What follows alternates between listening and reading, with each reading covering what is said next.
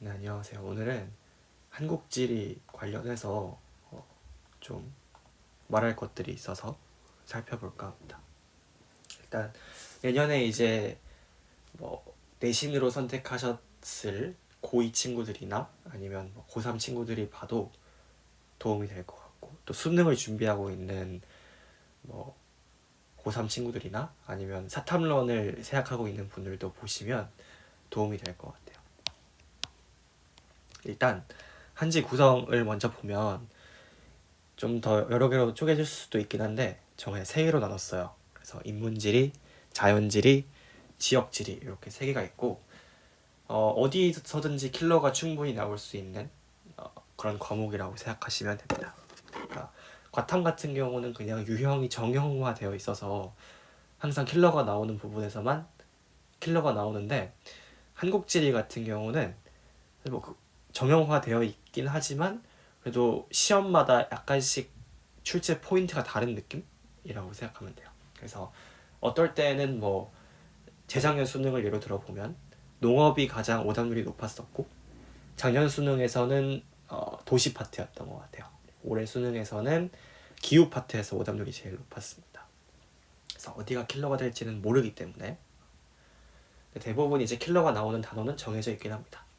그래서 인문지리 먼저 보면은 인문지리가 사실 거의 한국지리의 대부분이라고 생각하시면 돼요. 그래서 아마 이제 많은 학생들이 한국지리를 보면 등급 컷이 높잖아요. 높다고 생각하는 이유가 일단 기본적으로 상식이 깔려 있어요. 상식으로 깔려 있으니까 일부분은 알고 있는 내용이잖아요. 그래서 좀 진입 장벽이 낮은 과목이긴 합니다. 그래서 실제로 위치라던가 인구라던가 공업, 농업 이런 것들은 한국에 살고 있으니까 당연히 다 잘 알고 있죠. 일정 부분은. 어렵게 나오는 거는 주로 이제 인구 파트, 그리고 인구와 관련해서 도시 파트가 가장 킬러가 되는 시험이 많아. 시험지를 쭉 봤을 때 가장 킬러가 많이 됐었고, 가끔씩 이제 공업이랑 농업에서 허를 찌르는 문제가 나온 적이 몇 번 있었어요. 근데 이제 대부분은 인구 파트가 어렵게 나온다, 이렇게 보시면 되고, 자연지리 같은 경우는 약간 지구과학적 느낌이 있죠. 물론 이제 뭐 기후 같은 거는 그냥 뭐 기온을 외워야 되긴 하지만 지형, 식생 이런 것들은 정말 너무너무 쉽게 풀립니다. 근데 이제 약간 어렵게 느껴지는 부분이 기후죠. 그래서 올해 수능에서도 이게 제일 어려웠었을 거예요. 오답률도 70%가 넘었던 걸로 기억을 하고 있고요. 그래서 기후 파트만 어렵고 지형과 식생은 쉽습니다. 그 다음에 지역지리 파트를 보면 모든 권역이 다 나와요. 그래서 처음에 이제 약간 또 막막함을 느끼는 게 뭐냐면, 한국지리 하면 지도를 막 외워야 된다고 겁주잖아요. 다 외울 필요도 없어요. 항상 나오는 지역만 나옵니다. 정형화돼서 나오기 때문에 어, 지도를 외우는 부담은 막 엄청나게 생각했던 것만큼은 크진 않을 거예요. 근데 이제 대신에 전국 곳곳을 좀 세부적으로 알아야 되니까 그런 건 좀 있는 거죠. 그래서 인문지리와 자연지리 학습이 모두 끝나면 마지막 부분에서 지역지리가 나오거든요. 그럼 지역지리는 앞에서 했던 부분을 권역별로 쪼개서 본다고 생각하면 돼요. 그래서 모든 인문지리와 자연지리가 짬뽕에서 나오는 게 지역지리다, 이렇게 생각하시면 됩니다. 그래서 보통 문제를 만들 때 지도에 색칠을 하고 여기에서 뭐 설명을 주겠죠. 그럼 그 설명이 그 지역에 해당하는 설명이 맞는지 이런 식으로 물어보기 때문에 기본적으로 백지도 학습은 필요하긴 합니다. 근데 물론 자주 나오는 지역만 하면 되겠죠. 그래요, 하여튼. 그래서 뭐 등급 컷인데, 이제 뭐 생은 윤사 같은 경우는 뭐 수능날 가면 항상 세 문제 정도는 모르는 선지가 나오잖아요. 근데 이제 한지는 90%가 재탕입니다. 99%죠. 그래서 일단 외우면 맞추고 안 외웠으면 틀리는 그런 느낌이거든요. 그래서 5개년 수능 등급 컷을 봤을 때 대부분 1컷이 50이었죠. 그만큼 이제 6월, 9월에 약간 겁을 주다가 대부분 이제 수능 때는 쉽게 나왔었는데, 이제 올해는 조금 반대였어요. 그래서 6월이 어려웠고 9월이 쉬웠는데 수능이 또 어려웠죠. 그래서 등급 컷이 지금 사이트들이 뭐 46, 47 하는데 46이 더 많아서 네, 갖고 왔고, 생각보다 과거에는 그냥 너무 고인물만 많았었는데 사탐런이 오히려 등급 컷을 약간 낮춰준 것 같아요. 사탐런 한 학생들이 1등급을 맞기보다는 약간 이번 수능에서 좀 2등급, 3등급을 많이 맞을 것 같다는 생각이 들어요. 그래서 이제 과거에 50이었는데 올해는 왜 이렇게 떨어졌냐. 50일 때는 보통 새로운 게 안 나왔었어요. 항상 나왔던 것들, 기출에서 연습하고 그냥 수특 수완에서 외웠던 것들만 나왔었는데 이제 올해 수능은 조금 달랐죠. 보기 드문 기후 파트에서 특히 네, 그래서 이제 1컷이 이렇게 떨어지지 않았나 라고 보고 있고, 다른 뭐 지역지리나 인문지리 문제들도 좀 까다로웠죠. 지역적이었죠. 네. 특징을 좀 보면은 일단 EBS 연계 체감이 매우 느껴진다. 과거에는 뭐 그렇게 크게 연계되는지는 모르겠었는데 점점 오래 오면서 그 교과 과정이 중요시되고 킬러 문제가 배제되면서 EBS 연계 체감이 매우 높아졌습니다. 그래서 6월 모의평가에서 오답률이 가장 높았던 것도 EBS 간접 연계였고요. 9월도 그건 뭐 마찬가지고, 올해 수능도 EBS 연계 체감을 느낄 수 있는 문제가 다수 출제되었습니다. 그러니까 이게 연계가 어떻게 되나요? 이렇게 막 많이 궁금해 하잖아요. 보통 이제 수특을 보면 개념 파트가 있고 문제 파트가 있죠. 문제 파트는 보통 연계가 안 돼요.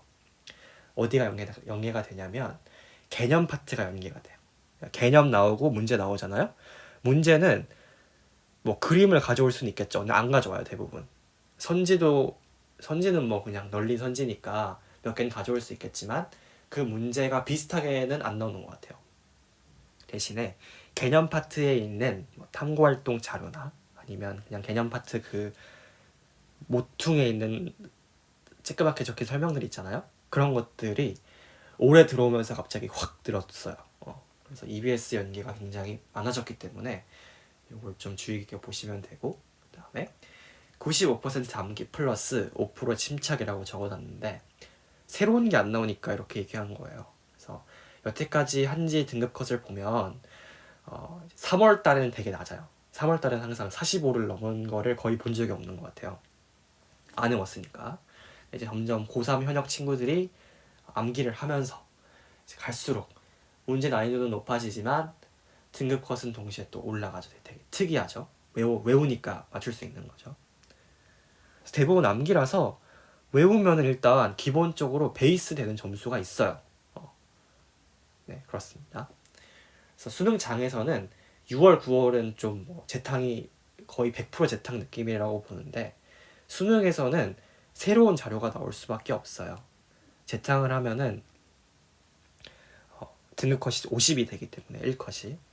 그래서 새로운 자료가 나와도 그냥 암기했던 거에서 충분히 풀 수 있게 나오기 때문에 그래서 침착이 필요합니다. 당황하지 않는 게 되게 중요한 것 같아요. 특히나 이건 뭐 세제도 마찬가지지만 등급 컷을 보면 높잖아요. 높은 이유 중에 하나가 타임 어택이 없는 거라고 생각을 해요. 타임 어택이 없으니까 학생들이 충분하게 널널하게 검토하면서 풀 수 있잖아요. 그래서 실수하지 않는 거, 그리고 검토 잘하는 거, 침착한 이 세 가지가 필요한 것 같습니다. 그래서 계속 얘기하지만 외우면 맞추고요, 안 외우면 틀립니다. 요거는 뭐 어쩔 수 없어요. 근데 이제 올해 수능은 그러면 왜 그렇게 됐냐? 외워도 너무 생소한 지역을 줬기 때문에 거기까지 나오겠어? 하다가 안 해온 거기도 하고 못 외운 거기도 하죠. 그래서 오답률이 되게 높았던 게 기후 파트였는데 정말 자주 안 나오는 지역들이 나왔고, 비교하는 것 자체도 비교를 되게 새롭게 줬어요. 보통은 그냥 뭐 강수량 지역차만 나오면 강수량 지역차, 기온의 지역 차이만 나오면 기온의 지역 차 이렇게 나왔는데 올해는 기후랑 강수량이 섞어서 나왔죠. 기온이랑 강수량. 그래서 언제든지 새로운 자료를 줄 수 있고 올해 수능을 통해서 1컷이 50이 깨지는 거를 출제하는 사람들도 알았을 거기 때문에 앞으로의 수능의 경향도 킬러 문제가 배제된다면 이렇게 나오지 않을까라고 생각합니다. 사실 킬러 문제가 없어졌는데 없어진지는 모르겠어요. 올해 기후 문제를 보면 킬러 문제라고 하는 게 한지에서는 보통 통계를 어렵게 주고 선지를 쉽게 줬거든요. 자료 추론을 어렵게 한 거죠. 그걸 이제 작년 구모부터죠. 없애는 것처럼 보이는데 올해 수능 때 다시 부활을 해서 킬러 문제가 없어졌는지는 잘 모르겠습니다. 교재는 뭘 쓰면 좋냐면 일단 EBS 연계 체감이 너무너무 높아졌어요. 그래서 수특수원을 여러 번 보셔야 됩니다. 여러 번. 개념 파트 보는 게 제일 중요하고요. 문제도 좀 건드리면 좋겠어요. 그 다음에 하나만 더 추가를 하면은 그 EBS에서 파이널 모의고사가 나오는 게 있어요. 요게 이제 좀 퀄리티가 낮다라고 해서 학생들이 별로 안 사는데 올해는 약간 이 모의고사처럼 내려고 많은 노력을 기울인 것 같아요. 그래서 1컷이 50이 아닌 것 같거든요. 그래서 이 EBS 파이널 모의고사도 좀 건드려 보셨으면 좋겠고, 그 다음에 가장 기본은 기출이죠. 기출. 그래서 기출에서 나왔던 것들이 많이 재탕이 되기 때문에 검정 마더텅에 기출만 있잖아요. 이거 푸시면 되죠. 그래서 기출도 한 번 그냥 풀고 넘기면 안 되죠. 선지마다 뜯어보고 자료를 여러 번 보는 거를 추천합니다. 자료 그냥 문제 풀면서 이거 통계 어느 세월이 다 외우고 있지? 하시지 말고 문제 풀면서 외우세요. 문제 풀면은 알아서 외워지던. 네. 네, 그렇고 그 다음에 요 두 개는 사설입니다. 지트 엔젤은 이제 시대인재 북스에서 나오는 책인데 난이도 자체는 어려운데요. 네, 이제 지역적인 공부할 때 굉장히 도움이 됩니다. 그래서 과거의 평가원을 보면 그냥 뭐 기억, 니은, 디귿, 리을 나오면 선지로 가르는 느낌이 거의 없었거든요. 선지 하나로 예를 들어서 뭐 기억, 니은, 리을 해서 그 하나로 가르는 느낌이 없었는데 갑자기 올해부터 좀 추론을 배제한 암기를 굉장히 중요시한 그런 문제들이 거의 다수를 이루면서 이제 조금 더 꼼꼼하게 지엽적으로 공부를 해야 되는 타이밍이 와서 그래서 이제 좀 이런 사설들도 푸는 게 도움이 될 것 같습니다. 그리고 이제 이기상 선생님의 이것이 모의고사다. 이기상 선생님 교재가 교보나 예스24 이런 거에 많이 안 풀려 있는데 이 교재는 풀려 있죠. 네. 그래서 20회 분이고 일단 가격이 매우 저렴합니다. 가성비가 좋기 때문에 추천을 드리고 문제 오류가 사실상 없어요. 퀄리티 자체도 굉장히 높은 모의고사라서 좀 더 지엽적인 공부를 하고 싶다 하면은 지트 엔제랑 이것이 모의고사다 굉장히 추천을 드립니다. 한진 요 정도.